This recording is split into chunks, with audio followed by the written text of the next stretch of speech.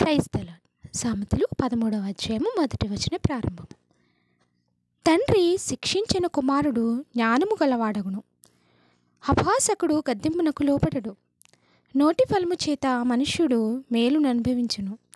విశ్వాసఘాతకులు బలాత్కారము చేత నశించుదురు. తన నోరు కాచుకునివాడు తన్ను కాపాడుకొనును. ఊరకొనుక మాట్లాడువాడు తనకు నాశనము తెచ్చుకొనును. సోమరి ఆశపడును గాని వాని ప్రాణమునకేమీ దొరకదు. శ్రద్ధ గల వారి ప్రాణము పుష్టిగా నుండును. నీతిమంతునికి కళ్ళ మాట అసహ్యము.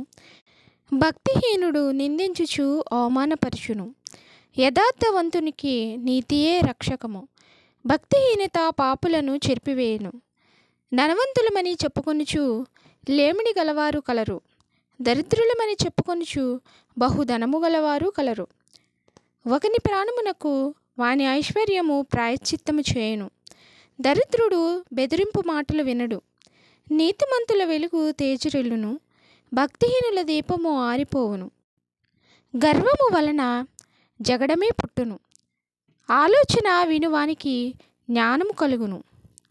మోసము చేత సంపాదించిన ధనము క్షీణించిపోవును. కష్టము చేసి కూర్చుకొనివాడు తన ఆస్తిని వృద్ధి చేసుకును. కోరిక సఫలము కాకుండా చేత హృదయము నొచ్చును. సిద్ధించిన మనోవాంఛ జీవవృక్షము. ఆజ్ఞను తిరస్కరించువాడు అందువలన శిక్షనొందును. ఆజ్ఞ విషయమై భయభక్తులు గలవాడు లాభం పొందును. జ్ఞానుల ఉపదేశము జీవపు ఊట. అది మరణపాశములలో నుండి విడిపించును. సుబుద్ధి దయను సంపాదించును. విశ్వాసఘాతకుల మార్గము కష్టము. వివేకులందరూ తెలివి కలిగి పని జరుపుకుందురు. భక్తిహీనుడు మూర్ఖతను వెల్లడిపరచును. దుష్టుడైన దూత కీడునకు లోబడును. నమ్మకమైన రాయబారి ఔషధము వంటివాడు. శిక్షను ఉపేక్షించువానికి అవమాన దారిద్ర్యతలు ప్రాప్తించును. గద్దింపును లక్ష్యపెట్టువాడు ఘనతనొందును. ఆశ తీరుట ప్రాణమునకు తీపి.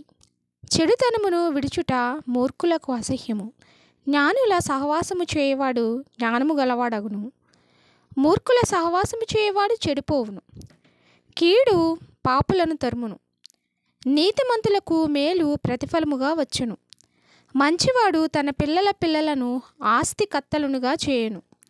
పాపాత్ముల ఆస్తి నీతిమంతులకు ఉంచబడును. బీదలు సేద్యపరచు క్రొత్త భూమి విస్తారముగా పండును. అన్యాయము వలన నశించువారు కలరు. బెత్తము వాడనివాడు తన కుమారునికి విరోధి. కుమారుని ప్రేమించువాడు వానిని శిక్షించును. నీతిమంతుడు ఆకలి తీరా భోజనము చేయును.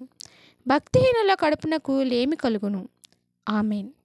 Thanks for watching.